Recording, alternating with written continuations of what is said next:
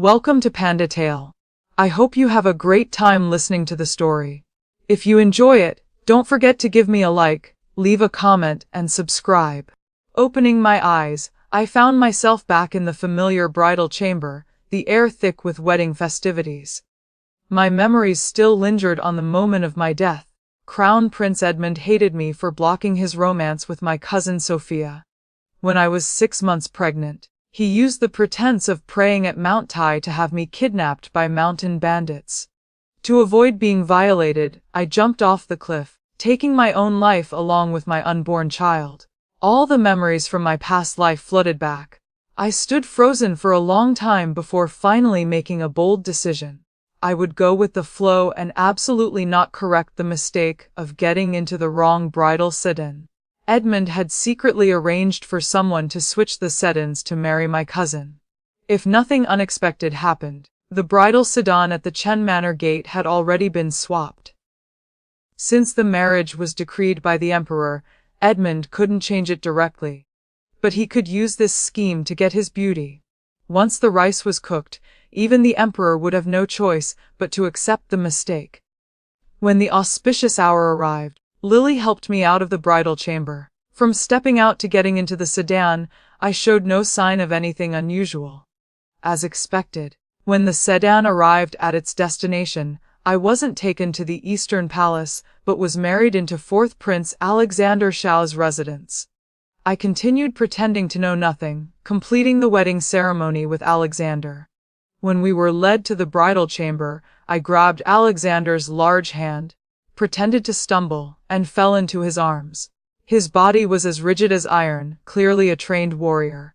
I'd heard that Alexander was the emperor's white moonlight's son. He should have had many opportunities to compete for the throne, but a few years ago, he suddenly developed a madness disorder, often flying into rages, disliking close contact with others, and especially avoiding women. But in my past life, I overheard in the palace that the reason Alexander transformed from a talented, handsome young man into a demon who could go mad was because the Empress had been slowly poisoning him. In other words, there was a spy in the residence. At this moment, I deliberately tested Alexander, wanting to assess how severe his madness was. The instant I fell into his chest, his large hand instinctively caught my waist. Caught, not pushed away. This showed that deep down, he wasn't as cold and heartless as rumored. In a voice only we could hear, I said, "Thank you, husband." Alexander's hand on my waist tightened, then he helped me stand straight, his hand naturally withdrawing. Though the veil covered my face, I could still feel the cold aura surrounding him. Without a word, he led me directly to the bridal chamber. His palm was hot and calloused. Just entering the bridal chamber, Alexander almost immediately let go of my hand and silently left. However, very soon after, news of the 2 Chen brides getting into the wrong sedans spread everywhere. When the residence's people rushed to the Eastern Palace, they had already hastily consummated the marriage. Lily worriedly said, "First Miss, what should we do now? You were supposed to marry into the Eastern Palace." I lifted my veil myself, catching a glimpse of a dark red robe outside the door. I said, "What's there to worry about? I actually think this is heaven's will." I had secretly admired His 4th Highness for a long time. Now ending up like this, consider my wish fulfilled. Lily's mouth hung open. She naturally knew I had never admired Alexander, but men needed to be coaxed, keep acting, and eventually he would believe it. A woman who loved him wholeheartedly and didn't despise his madness. He should at least show some tolerance, right? This would make my future days a bit easier. I covered Lily's mouth before she could speak carelessly, then continued. "It seems the gods heard my prayers and truly granted my wish. Everyone says my husband has a violent temper, but who knows, he was once a handsome young man. Others might not know, but I once encountered mountain bandits, and it was my husband who led people to drive off those villains. Since then, I've admired him. Several years ago, when Alexander was only 15, he had indeed suppressed mountain bandits. He saved many people and naturally wouldn't investigate whether I was among them. The most perfect lie is 7 parts false mixed with 3 parts truth, making it hard to distinguish fact from fiction. Lily was even more stunned at this point. Though I had taken her out many times and we'd encountered bandits, we'd always luckily escaped. She blinked, confused by my words. Just then, Alexander entered the bridal chamber, and Lily immediately stepped aside. The man had sword-like brows and bright eyes, his deep gaze like an ocean. He always frowned, seeming to carry an eternal melancholy in his eyes. His coldness made people forget his inherent handsomeness. The red wedding robes only enhanced his attractive features. My heart beat faster, not from attraction, but because I couldn't yet be certain I could tame this demon. I struck first. Looking at him with sparkling eyes, I carefully asked, "Husband, I heard that Sophia and I got into the wrong settings. The Eastern Palace has already performed the ceremony, so it seems we can't switch back. I guess I can only be your wife now." As I spoke, I smiled as brilliantly as a blooming peony, seeming very pleased with this outcome. Alexander frowned again. I reached out to touch his furrowed brow, but he quickly dodged. He truly didn't like being touched. Alexander coldly said, "Show some self-respect." I was speechless, continuing to persist with tears in my eyes. "We've already bowed to heaven and earth, yet husband tells me to show self-respect. Fine, I'll listen to husband. As long as husband isn't angry, that's all that matters. First be soft, then gain his trust before taking action smoothly." Being flexible was the mark of a strong woman. The palace quickly sent word that Edmund and Sophia had hastily consummated their marriage, so Alexander and I could only stay together. This wrong sedan incident was thus concluded. I got what I wanted, humming and singing as I headed to the bath. I knew Alexander was in the room, so I deliberately sang the most popular tune, about a woman's joy after marrying the man she loved. Even I felt my mood was genuinely good at this moment, though my mind was actually calculating many things. After all, it had only been a few hours since my rebirth. In my past life, Alexander died from his own madness. He committed suicide. Alexander was the emperor's white moonlight son. In recent years, as the emperor aged, the concubines in the harem could no longer arouse his interest. He increasingly missed his deceased white moonlight. Therefore, the emperor projected all his longing onto Alexander. This made the Empress and Edmund eager to eliminate Alexander to prevent future complications. So I also had to accelerate my plans. Coming out of the bath, I wore a thin nightgown with a deep red mandarin duck embroidered undergarment clearly visible underneath. Just as I approached Alexander, the man coldly said, "Don't come near me." I froze like a startled bird, but then showed the shyness of a young maiden. My character was a sheltered lady deeply in love, temporarily married to him. Besides joy, there should naturally be some wrongs. I pouted as if wronged. "But husband, tonight is our wedding night." I bit my lip as if about to cry. Alexander frowned, his gaze sweeping over me before he decided to close his eyes. He lay at the edge of the bed, ignoring me. I hesitated a moment, then gently climbed onto the bed, my long hair deliberately brushing across the man's throat. But quickly I obediently lay down on the inner side, a small harmless trick he couldn't fault. However, when I pretended to sleep and gradually moved closer to Alexander, I could feel the man's body tensing. Soon after, he decided to get out of bed and leave the bridal chamber. I opened my eyes, smiling with satisfaction. A demon like Alexander, if he truly despised someone, he would directly drive them away rather than leave himself. This showed I still had a chance, which was good, but my time was running short. I had to act quickly. The next morning, Lily helped me with my hair and makeup, pouting, "First miss, who spends their first wedding night in the study. The young master is clearly treating you poorly." I looked at myself in the mirror, smiling. Nonsense. Husband must be cherishing me, letting me adjust for a few days first. My husband is the best person in the world. Don't speak ill of him anymore. Lily wanted to say more when a tall figure entered the room. Alexander's face was expressionless, only saying, "After breakfast, we'll enter the palace to pay respects." I turned and smiled brilliantly at Alexander. "Yes, husband. Are you waiting to have breakfast with me? Husband is so good to me." Alexander's tightly pressed lips seemed to twitch slightly, as if helpless. When Alexander and I paid respects to the emperor and empress, Edmund and Sophia were already there. Sophia was my cousin, her uncle had no influence at court. Originally engaged to Alexander, now married into the Eastern Palace, she naturally glowed with satisfaction. Edmund, having married his beloved in this life, was also very pleased. The two didn't hide their exchanged glances. Despite only one wedding night, how deeply must they love each other. But would this love last? People always yearn for what they can't have, but once obtained, they soon grow tired and regret their initial choice. Moreover, this time I would put Alexander in that position. What was Edmund worth? During the tea ceremony, I kept smiling as if I too had married my dream man. Seeing me show no anger, Sophia frowned in disappointment. When we were alone in the imperial garden, Sophia deliberately boasted, "Cousin, this is fate. Who knew the settings would be switched? Last night when His Highness saw I was the bride, he was overjoyed and didn't want to switch back. I had no choice. Now that His Highness and I have consummated our marriage, we certainly can't switch back. Cousin, marrying the fourth prince who avoids women. That's truly unfortunate for you. Did cousin sleep well last night? His Highness and I were passionately in love, harmonious as water. I wanted to vomit, easily imagining that scene. Edmund and Sophia had long been having an affair. Last night was naturally even more passionate. I smiled.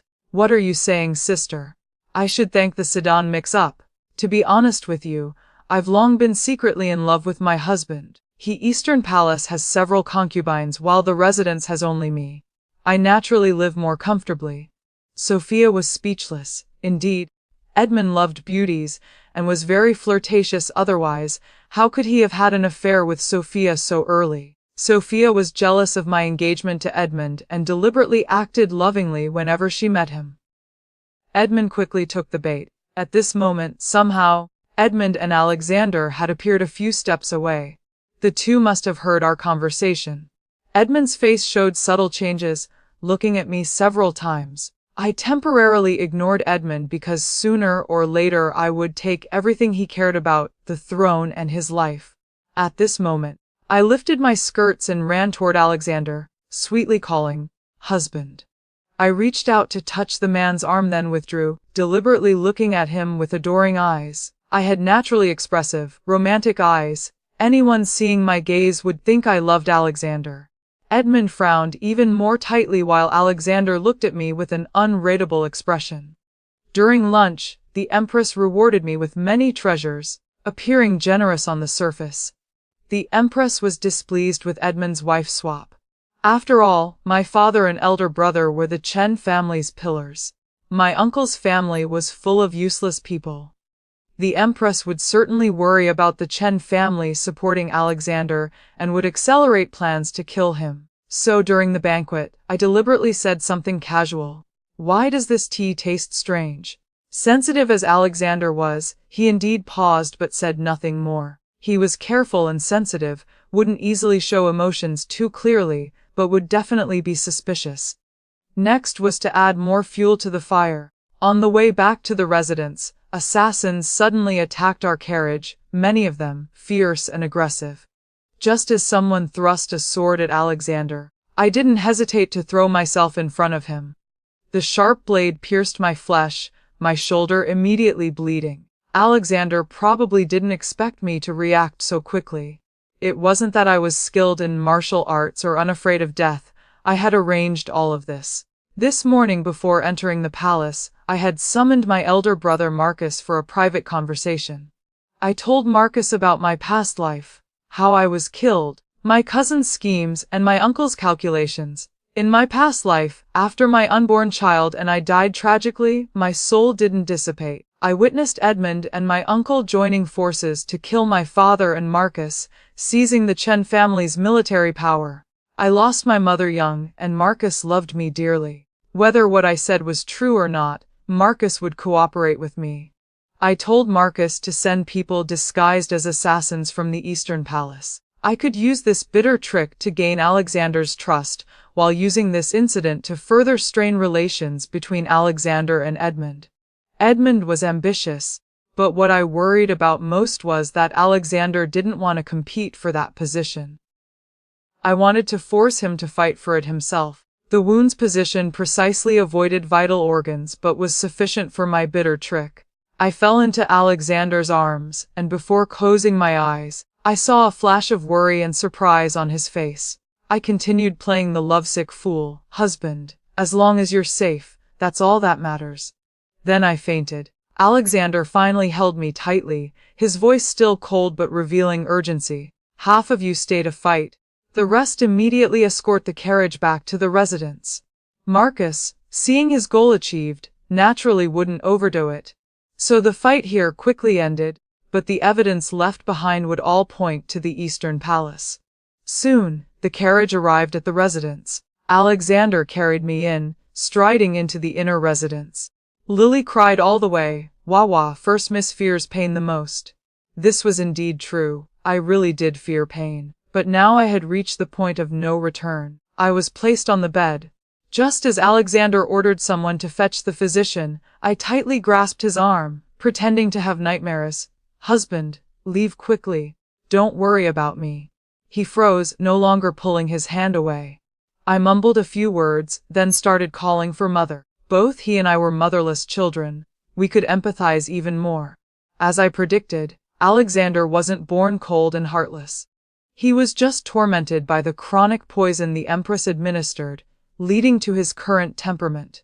He stayed by my side until the physician finished treating my wound, then I truly fell asleep. The next day when I woke, Alexander quickly came after hearing the news. His attitude had completely changed from yesterday. He would actively show concern and respond to my words. I knew my opportunity had come. Alexander was beginning to trust me. So 2 days later, I suppressed the pain and got out of bed, personally bringing tea to Alexander. Everything in the bedroom was fine, so the place I could think of was the study. Because the food and drink in the residence were normal, only Alexander in the entire residence suffered from madness, and the study was his private space. The Empress was clearly a careful and meticulous person. Seeing me, Alexander first froze, then seriously said, "Why did you come here? Your wound needs more rest." I made up an excuse, "But husband, I really missed you." The man's gaze paused, and I wasn't sure if it was my imagination, but his eyes seemed evasive, as if he didn't dare look directly at me. I seized the opportunity to say, "Oh, how strange. My mother died in childbirth delivering me. So I've studied medicine since childhood and often disguised myself to sneak into military camps with my father and brother." I had smelled the problem in the study the moment I entered. Indeed, someone had tampered with the study. Alexander's expression turned cold. "What's wrong?" I blinked my clear eyes, honestly saying, "This tea water originally has nothing unusual, but once mixed with the benzoin incense here, problems arise. Inhaling it long-term will definitely increase madness and anxiety, making it impossible to calm the mind, until one loses control completely." Alexander seemed struck at his temple acupoint, his gaze freezing while a cold light flashed in his eyes. That day, Alexander sealed the residence and investigated thoroughly. He acted swiftly, catching the spy within half a day.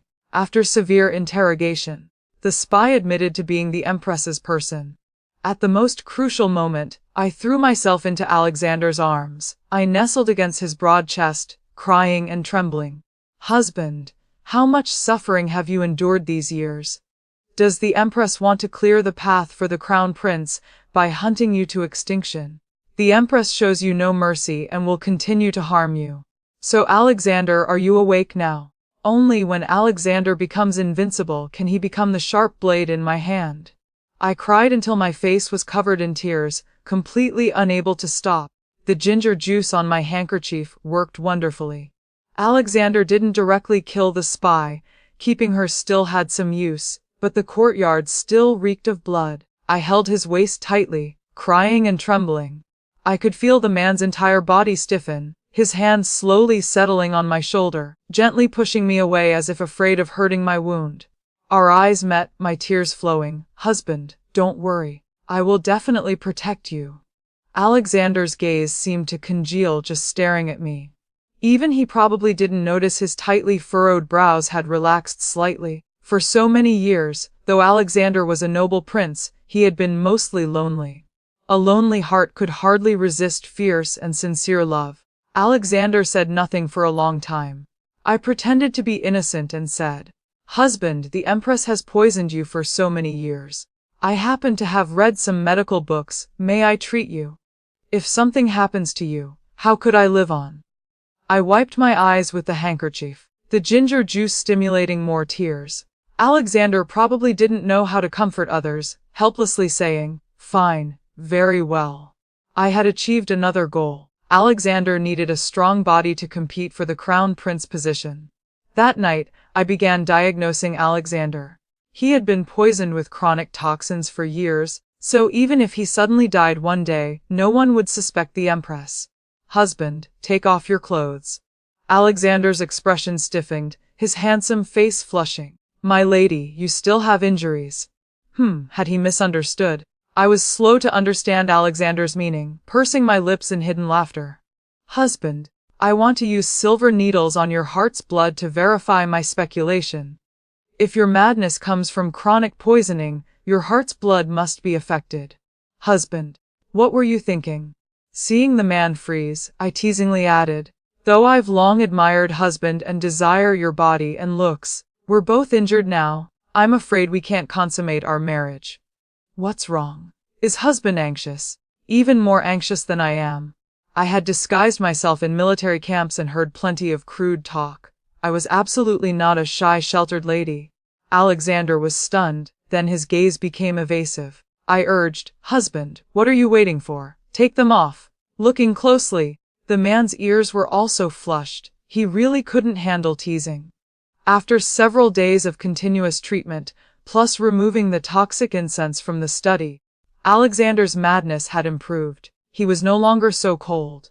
But he didn't reveal anything, simultaneously forcing the spy to continue sending messages to the palace, letting the Empress mistakenly think everything was still under her control. To make it look real, Alexander deliberately had episodes at restaurants while I immediately embraced him, appearing to comfort him.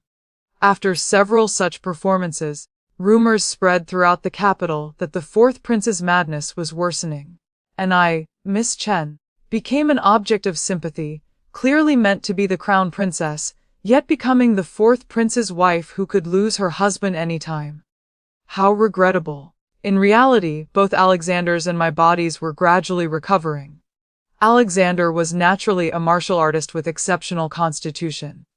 Under my careful treatment, the poison's effects had become negligible. He often practiced swordsmanship in the courtyard, and I wasn't sure if it was my imagination, but whenever I passed by, he practiced even more vigorously. Soon came a crucial turning point. The annual autumn hunt had arrived.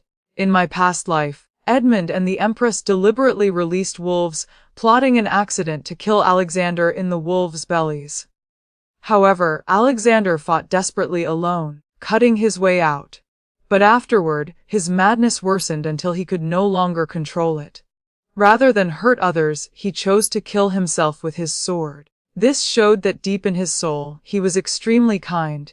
In this life, I wanted to change not only my fate but also help him change his. Every kind person deserved a good ending. Before the autumn hunt, I pretended to have nightmares, waking in the middle of the night and throwing myself into Alexander's arms, crying breathlessly. By now, Alexander had learned to patiently comfort me. His large hand gently patted my back, softly soothing, "Don't be afraid, I'm here." I looked up, trembling all over, beginning my performance. "Husband, it was terrifying. I dreamed you were surrounded by wolves, and a gray wolf bit your calf. You must be extremely careful during this hunt. My handsome and extraordinary husband will naturally attract the Empress and Crown Prince's jealousy. If something happens to you, I won't live alone, I'll follow you in death." The words, "follow in death." In the quiet midnight, Alexander was completely stunned. He opened his mouth, momentarily speechless at my words, but his gaze clearly deepened several degrees. He was already considering my words. "All right, I'll be extremely careful." The next day, Alexander entered the palace. He would accompany the emperor's entourage to the hunting grounds while I secretly discussed with Marcus for a while. Recently, Marcus had investigated many things and naturally discovered clues. He said our uncle indeed intended to seize military power. The second branch and Edmund had long been in collusion. Sister, fortunately you got into the wrong sedan. I just smiled without speaking. Old Madame Chen was currently our grandfather's second wife, not father's birth mother. Father and Marcus fought battles year round outside while the Chen family's inner residence had long been controlled by our stepmother, who favored the second branch. So people in the residence couldn't be trusted. In my past life, Father and Marcus were poisoned at home. Their years of military achievements all went to Uncle. Marcus said, Sister, I'll secretly send people to protect your husband, he definitely won't be hurt at all. By the way, sister, have you and your husband consummated the marriage? I pursed my lips in hidden laughter. The time isn't right yet. Brother, don't rush. Marcus glanced at me. You're so confident you can definitely train the fourth prince. I nodded. Alexander and Edmund were completely different types of people. Today, I felt even more fortunate I had bet correctly. Not everyone could be trained, nor was everyone worth training. Alexander was in a good mood, but still maintained his cold expression. He had never thought he would meet a girl like Evelyn Chen. Heaven saw he lived too miserably and sent Evelyn to his side.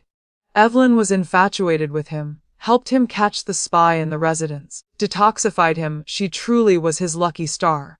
Originally, he had been extremely tired of living, but now he only wanted to live to 100. There were still so many things he and Evelyn hadn't experienced together.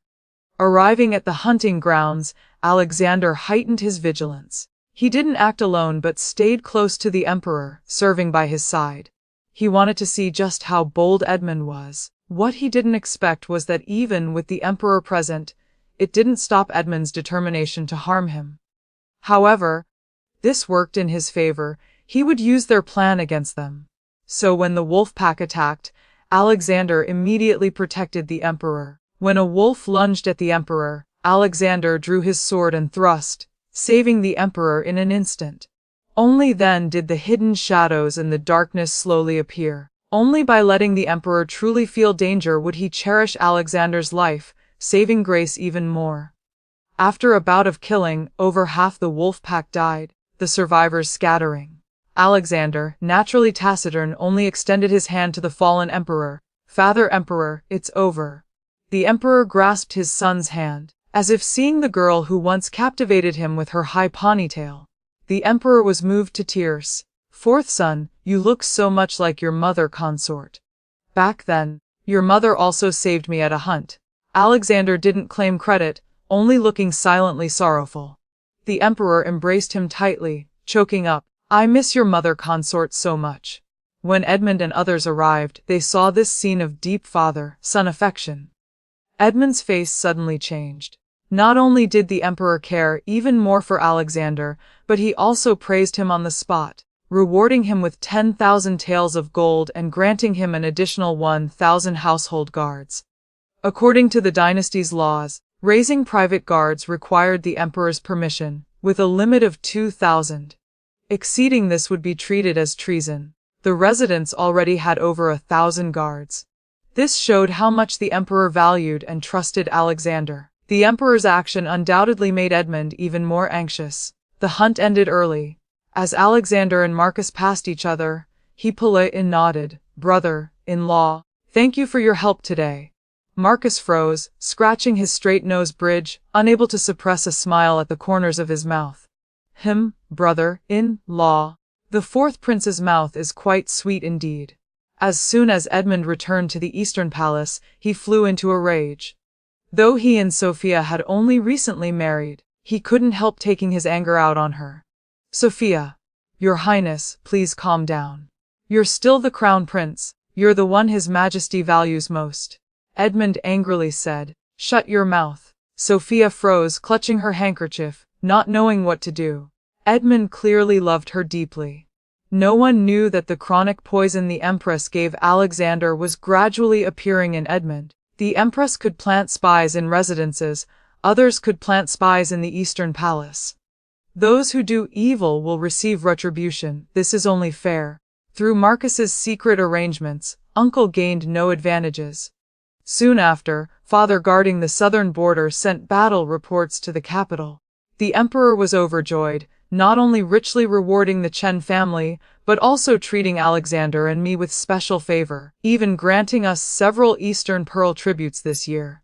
This made Edmund even angrier and more regretful.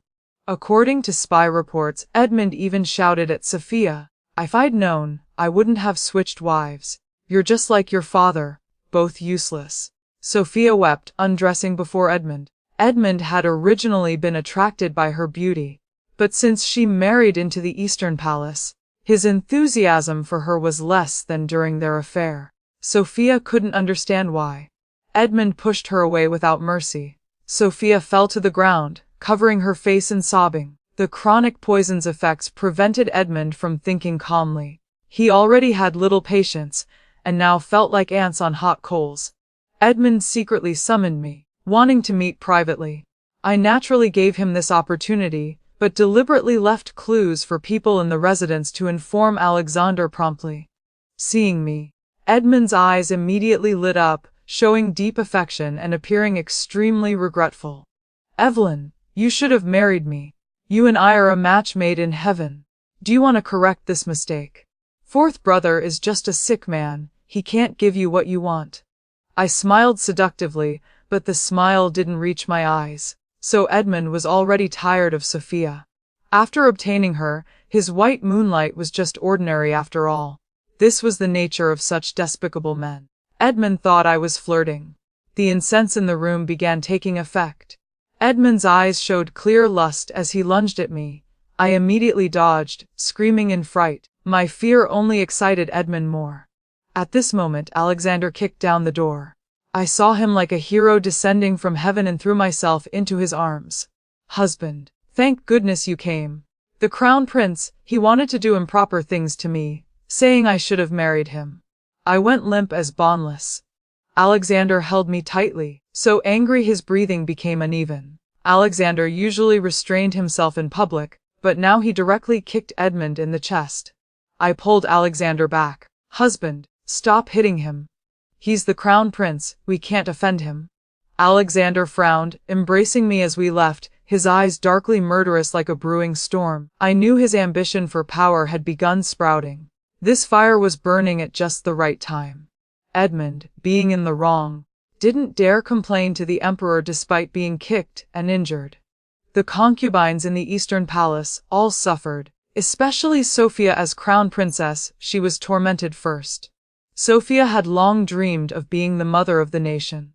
She surely never imagined that before Edmund ascended the throne, she would be tortured to the point where death seemed preferable. Edmund was extremely cruel. When Sophia came to our residence, despite thick powder on her face, it couldn't hide her injuries. Her walking was also strange, as if her legs were broken. Sophia dared to come directly to our door. She must be desperate, but this suited my purposes perfectly. Sophia brazenly entered the residence, declaring she wanted to personally meet Alexander. I could roughly guess her purpose. Alexander frowned at me, seeming unwilling to meet Sophia. I smiled and advised, "Husband, don't be afraid, I'll accompany you. Perhaps she has something important to say." Only then did Alexander agree. He held my hand as we went to the main hall together. Seeing this, Sophia's eyes filled with jealousy. If not for the Sedan mix-up, she would be the fourth princess, and I would be the one beaten in the Eastern Palace. She naturally felt unwilling. Alexander was taciturn and even less willant with Sophia. I asked, "Sister, what brings you to find my husband? Please speak directly." Sophia nodded like a proud dove. "This matter is very important. I hope sister will excuse us." Alexander coldly spoke in an icy voice, "Princess, I won't excuse my wife." I was stunned. Husband was so domineering. I felt inexplicably pleased. Sophia had never interacted with Alexander. Previously, she only wanted to cling to the Eastern Palace. Now with her dreams shattered, she gazed at Alexander infatuatedly but dared not go against his wishes. Sophia held back again and again before saying, "I know the true cause of Consort Shu's death. I can tell your highness, but these two marriages must be corrected. I should be the princess, and sister should marry into the Eastern Palace. How ridiculous. Before I could speak, Alexander said first, daydreaming in broad daylight, impossible. His reaction was very strong, as if he absolutely wouldn't agree to switch back. I understood he had fallen for me. Men like him were very loyal. Once in love, it was hard to change. Sophia felt incredulous. Doesn't your highness want to know the cause of Consort Shu's death? I also knew how Consort Shu died, but I had to let Alexander investigate himself so he would hate the Empress and Edmund even more. What I didn't expect was that Alexander wouldn't accept Sophia's kindness at all. He directly dismissed her. Someone. See the guest out. Without this prince's permission, the crown princess may not step foot in the residence. With that, Alexander tightly grasped my hand, as if afraid I'd be switched away. I was touched. Husband, then you must investigate the true cause of your mother's death yourself. Though sister won't tell you the truth, I believe with husband's abilities, you can definitely investigate clearly. Alexander's gaze was sincere and earnest, his throat moving as he softly answered, A few days later, Marcus came to the residence and spoke privately with me. Sister, these past few days the fourth prince has been thoroughly investigating Consort Shu's death. The midwife who delivered for Consort Shu back then and Consort Shu's palace servants have all been carefully examined. Some died long ago, while others are now working in the Empress's palace. The fourth prince has now investigated clearly. Consort Shu didn't die from difficult childbirth, but was murdered by the Empress. Sister, do you really want to put the fourth prince in that position? Everything that had happened recently was enough for Alexander to solidify his beliefs. Only if he himself was ambitious enough could I achieve my desires. A person's motivation often comes from two factors: ambition and hatred. I poured Marcus a cup of Jade Dew Dragon Well tea. Brother, if my husband can ascend, then I'll let you take that seat. Before I could finish, Marcus covered my mouth. In my past life, Father and Marcus were loyal to the Emperor, adhering to the 3 bonds and 5 constants, yet still ended up killed and dismembered. After being poisoned to death, their corpses were even chopped to pieces. I didn't need just a husband, I needed a king who'd protect me completely. If Alexander couldn't be that king, I would find someone else. It seemed there was a gaze watching from behind. Marcus signaled me and I immediately noticed. I didn't know how much Alexander had heard just now. Fortunately, Marcus and I hadn't said anything too treasonous. I turned to look at Alexander. Not seeing him for several days, he had clearly lost weight, with bloodshot eyes, but the difference was that between his brows seemed to show firm determination. I understood, he had made up his mind. I called out, Husband, you're back. Alexander strode toward me, politely greeting Marcus. Elder brother-in-law. Marcus scratched his head, laughing awkwardly. The 3 of us had lunch together, then Marcus found an excuse to leave because Alexander's mood was truly strange. He showed no joy or sorrow, his smile uglier than crying, just continuously serving me food. I calmly asked, Husband, are you all right? Alexander looked at me for a while, then put down his chopsticks and directly grabbed my hand, pulling me into the room. Once the door closed, Alexander completely changed his attitude, pressing me against the desk in the study. He usually looked very proper, but in private was even more unrestrained. Alexander bit my earlobe, laughing hoarsely. You say I'm cruel and heartless, making you live in fear all day. Is this the cruelty you mean? He was deliberate. Fine, I'd play with him a bit. Not long after, war broke out at the northern border. At this time, only Alexander remained in court as a capable military general, so Alexander volunteered to go to battle. Previously, though he had madness, it didn't affect his fighting. After all, the heartless battlefield needed exactly a killing god like him. Before leaving, Alexander entrusted all 1,000+ household guards to my management. I personally saw him mount his horse. The man wore silver armor with the blue frost sword at his waist, handsome and refined, evoking images of jade halls and golden horses, romantic as a painting. With many eyes watching, I couldn't say much, only exchanging glances with him. The northern border war was also within our expectations. Great Yang bordered Northern Qi. A few years ago, Northern Qi produced a military genius who claimed to be from another world. Thanks to this person, Northern Qi gradually became rich and powerful. Being a warlike nation, they naturally disturbed neighboring countries repeatedly. But this was also an opportunity for Alexander and me. After the army marched north, I remained quietly in the residence, hardly going out. But all news in the capital was under my control. Spies and intelligence networks everywhere reported daily situations to me. From the palace to ministers' homes, I had to know all matters big and small to make the most accurate judgments. Edmund sent people to invite me many times. I declined, citing illness. After all, back at the Chen residence, I often feigned illness and hid away, actually going to the southern border with Father and Marcus to fight. So rumors of my weak constitution spread everywhere, and Edmund didn't suspect. Letters between Alexander and me used codes. Even if intercepted by Edmund's people, he couldn't decipher their meaning. The Empress and Edmund sent assassins to the northern border, plotting to assassinate Alexander. This mother and son even used sleeper agents in Northern Qi, wanting them to sabotage during the war to eliminate Alexander. Time passed quickly. 3 months later, what I worried about most still happened.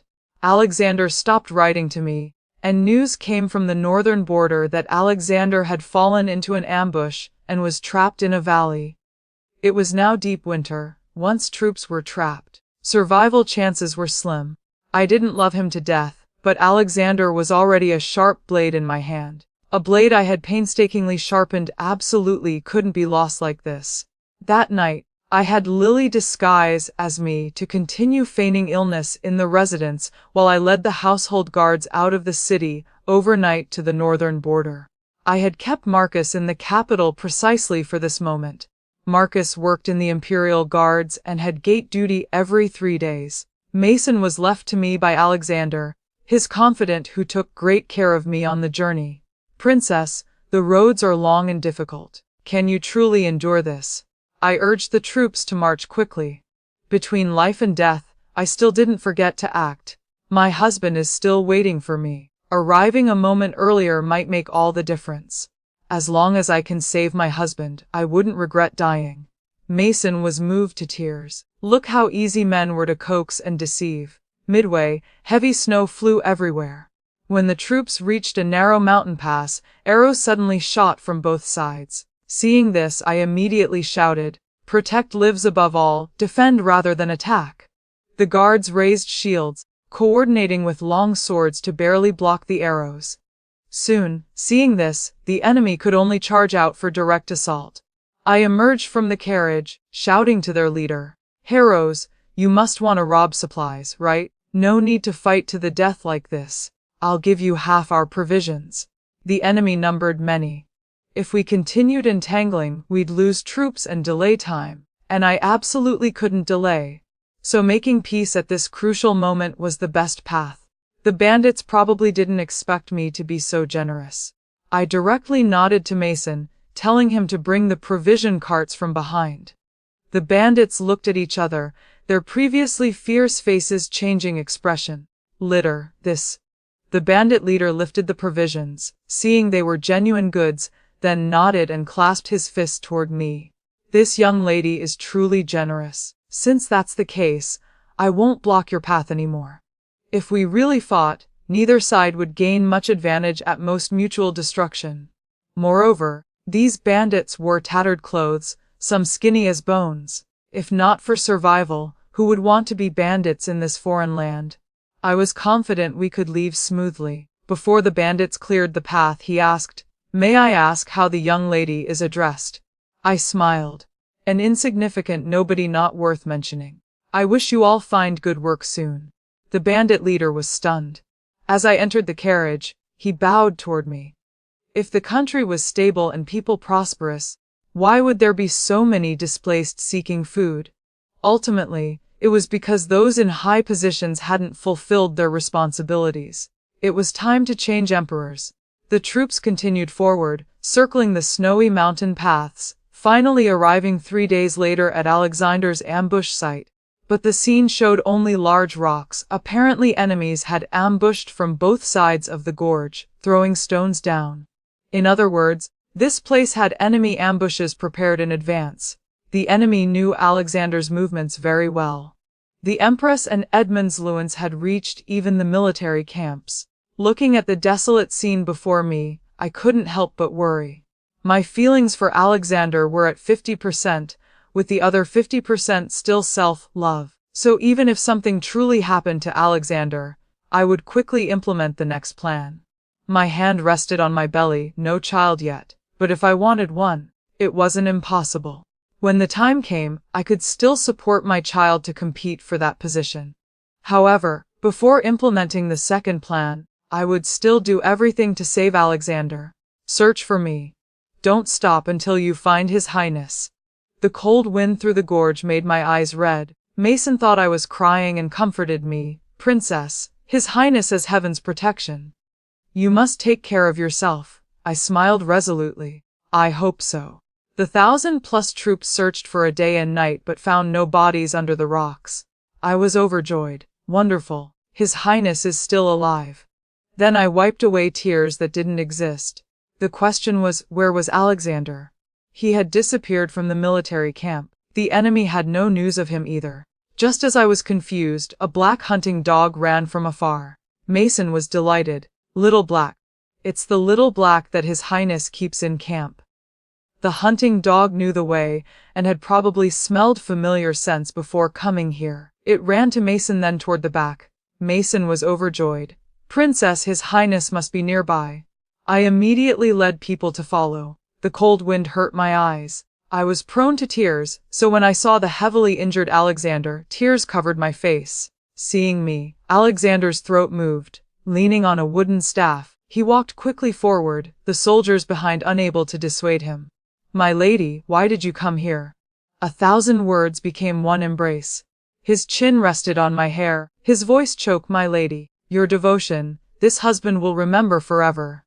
Alexander wasn't in mortal danger, but had injured his right leg saving a subordinate from falling rocks, so he was temporarily hiding here to recover. The provisions I brought played a crucial role at just the right time. In the tent, Alexander settled me on a makeshift wooden bed. Heat from the fire gradually warmed my body. Alexander, fearing I wasn't comfortable, took off his only cloak and spread it beneath me. The man's chin was stubbly, thinner, his eyes even deeper. He held my hands, breathing warmth into them. He also removed my shoes and socks, holding my feet to his chest for warmth. My lady has worked hard. Thanks to my lady this time you truly are my lucky star. My lady, I missed you so much. Alexander's gaze deepened, his voice tinged with desire. Facts prove the best way for a man to relieve longing, and the most direct way was making love in bed. The tent wasn't soundproof. Alexander was both passionate and restrained. Only after I fell asleep did the man lean close to my ear and sigh. Evelyn, having you is wonderful. This life, I definitely won't fail you. Don't worry, I'll definitely seize that position for you. He thought I loved him deeply, just as he loved me deeply. Never mind, truth and falsehood didn't matter, what mattered was the final result. The next morning, blinding snow reflected outside, while the tent was warm as spring. When I woke, Alexander was staring at me intently. He didn't know how long he'd been watching. Seeing me open my eyes, he smiled and leaned down. I was a bit scared, curling up in his cloak, voice trembling. You, don't come over, my voice is hoarse. Alexander held me tightly, somehow having learned a basket of sweet words. After 2 days of rest, Alexander and I returned to the main camp. The deputy generals were relieved to see the commander return safely. During Alexander's disappearance, he had secretly investigated within the military camp, mainly to find the mole. Returning this time, Alexander didn't expose the mole but deliberately released false strategies. As we expected, the mole indeed went to the enemy camp to deliver intelligence. So when Great Yong and Northern Qi clashed again, Alexander used minimal troops to annihilate nearly 200 Zhaozan Northern Qi soldiers. It was a great victory, the most glorious battle in Great Yong's history. Alexander rewarded the 3 armies.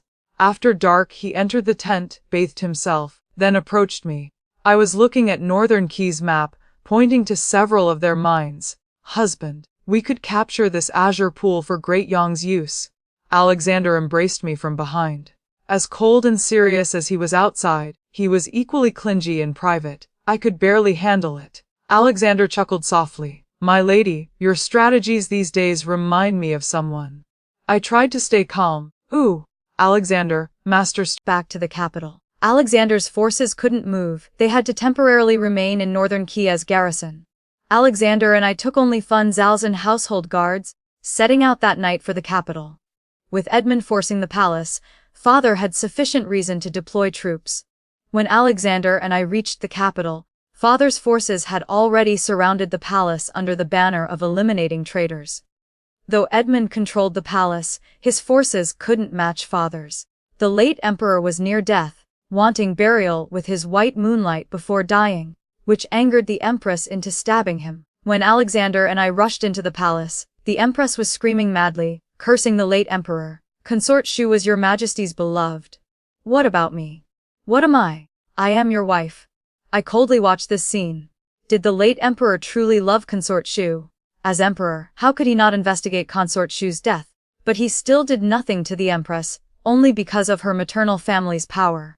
To preserve stability, the emperor could let Consort Shu's killer continue as empress, enjoying glory and wealth for half her life.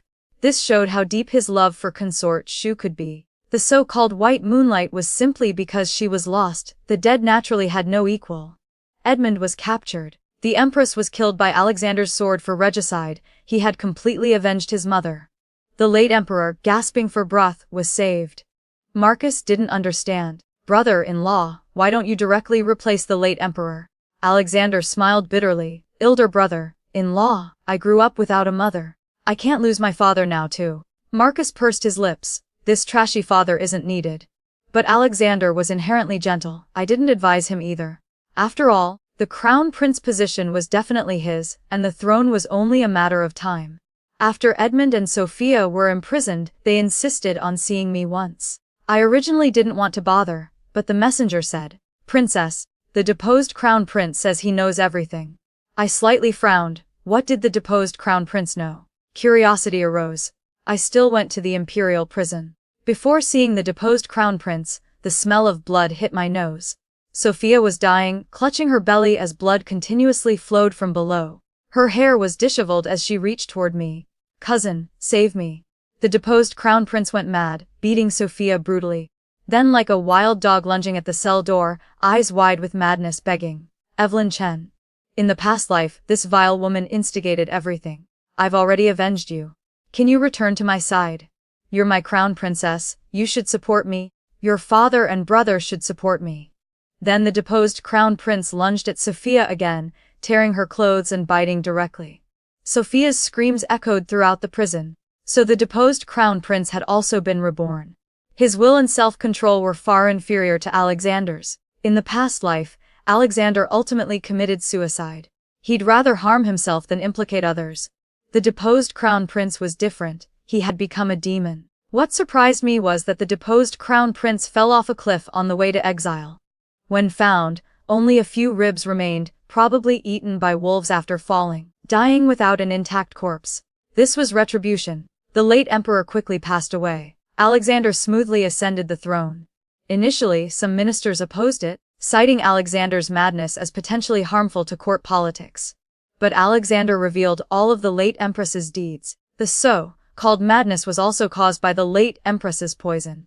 Alexander had no choice but to suppress his anger, which caused his previous erratic behavior. The day I was crowned empress, I asked Alexander, Your Majesty, why didn't you directly ascend the throne before? Why be crown prince for a few days? It seems unnecessary. After the palace incident that day, Alexander had already taken over the government. Alexander smiled. You should have been crown princess. After the Sedan mix-up, countless people mocked you. So I wanted you to experience being crown princess once. So that was why. Alexander remained obsessed with bedroom matters, but my belly showed no signs of movement. Ministers repeatedly petitioned, urging the emperor to expand the harem. Only after having the imperial physician examine me and confirm there were no obstacles did I secretly watch Alexander and was secretly taking contraceptive medicine. I was stunned, my eyes slightly moist. I thought I was too deeply invested, moved by him. Alexander explained. Mother consort died in childbirth. Even though she was harmed by villains, I still worry. Wait until you're past 20, then I'll let you conceive. I threw myself into his arms like a weak beauty loved by her husband, moved to tears. Alexander would never know that if he truly feared the Chen family and wouldn't let me bear his children, I might have killed my husband for the path. While secretly investigating the inability to conceive, I had already calculated several plans in my mind. 2 years later, I smoothly gave birth to our eldest son. This child was undoubtedly the crown prince. Alexander personally oversaw the crown prince's education, also suppressing all officials' petitions for consorts. Alexander once said his first half, life's tragedy, came from royal infighting. He absolutely wouldn't let his children fall into the vortex of competing for imperial power. We had 2 sons and 1 daughter total. The remaining years were happy and healthy. I always knew when to be soft and yielding at the right times, never showing dominance. If there was no danger, then hide and wait. People didn't necessarily need to be the lead bird. Of course, I also frequently had Father and Marcus express loyalty, eliminating any imperial suspicions. Many years later, on a red sunset evening, Alexander held my hand strolling through the imperial garden. He was naturally reserved and cold, rarely confiding in others. His best chess partner seemed to be me. He asked, "Empress, do you still love me? The crown prince has ascended, am I old?" He was now the retired emperor, no longer interfering in court affairs. I smiled and leaned against him. Your Majesty is the person I love most in this life. Love. Of course I loved, but only loved myself completely and without reservation. This life's chess game was played with the right moves, but that didn't mean I completely believed in romantic love in this world. Life lessons from the story. True power comes not from love or loyalty, but from strategic thinking and self-preservation. Evelyn's journey teaches us that in a world of palace intrigue and betrayal, survival requires wearing masks and playing roles. While she helped Alexander overcome his demons and seize the throne, her heart remained guarded, loving only herself completely. The story reminds us that sometimes the strongest people are those who appear weakest, and that patience combined with careful planning can overcome even the most powerful enemies. Ultimately, protecting oneself first isn't selfish, it's necessary for survival in a cruel world.